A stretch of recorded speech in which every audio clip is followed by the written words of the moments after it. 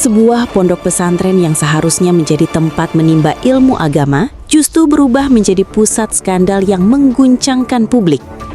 Di Kabupaten Pati, seorang kiai yang dihormati para santri kini justru dituduh melakukan perbuatan yang sangat mencoreng dunia pendidikan dan keagamaan. Namanya Ashari, seorang pengasuh pesantren yang selama ini dikenal sebagai tokoh agama di lingkungannya. Namun, siapa sangka, di balik sosok yang dihormati itu, tersimpan dugaan praktik kejahatan yang membuat warga geram. Puluhan santriwati diduga menjadi korban pencabulan. Jumlahnya bahkan disebut mencapai 30 hingga 50 orang. Sebagian besar masih berusia sangat muda, bahkan masih duduk di bangku SMP. Kasus ini tak hanya memicu kemarahan keluarga korban, tetapi juga membuat ratusan warga mendatangi pondok pesantren tersebut. Massa yang emosi menuntut satu hal, keadilan bagi para korban. Ironisnya, meski sang kiai sudah ditetapkan sebagai tersangka oleh polisi, hingga kini ia belum juga ditahan. Apa sebenarnya yang terjadi di balik dinding pondok pesantren itu? Bagaimana modus pelaku hingga puluhan santriwati bisa menjadi korban? Dan mengapa kasus ini memicu kemarahan warga hingga berujung aksi massa? Jawabannya mulai terungkap dan sebagian fakta yang muncul justru lebih mengejutkan dari yang dibayangkan. Kasus dugaan pencabulan yang terjadi di sebuah pondok pesantren di Kecamatan Telogo Wunggu, Kabupaten Pati. Pengasuh pesantren tersebut, seorang kiai bernama Ashari atau yang juga dikenal dengan sebutan Mbah Walid, kini resmi berstatus tersangka setelah penyidik menemukan bukti permulaan yang cukup. Kasus ini diduga telah berlangsung cukup lama.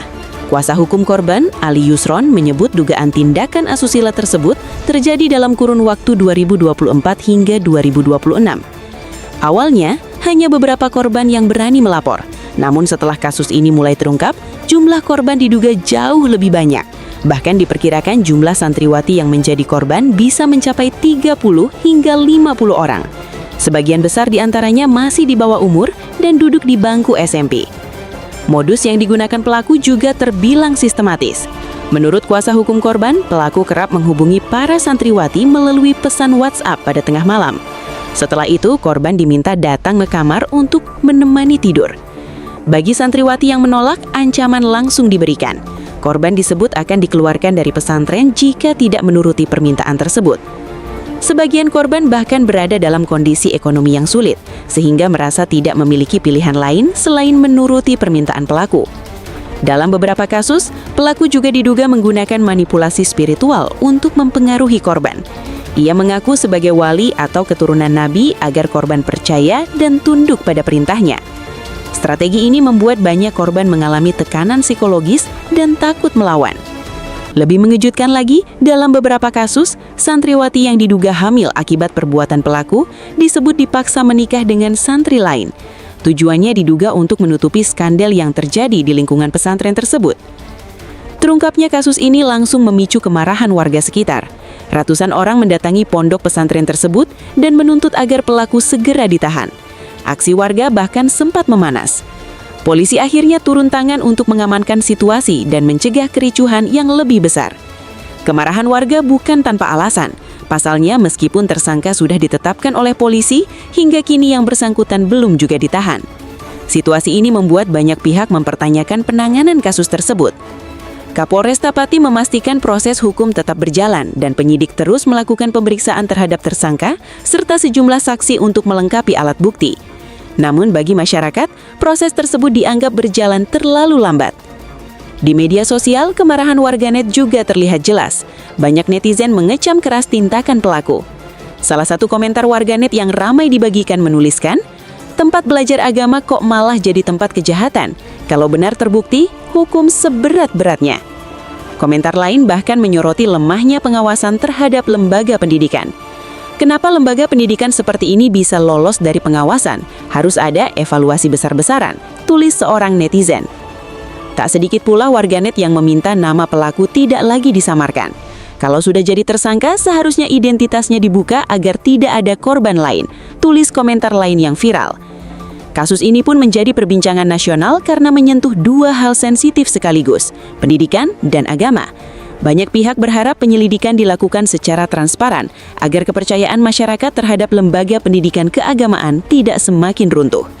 Namun di balik kemarahan publik, muncul satu fakta yang membuat kasus ini semakin rumit. Sebagian korban ternyata selama ini memilih diam. Alasannya sederhana namun menyakitkan.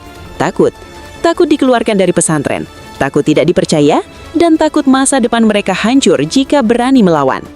Kasus dugaan pencabulan yang melibatkan oknum kiai di Pati ini kini menjadi sorotan luas masyarakat.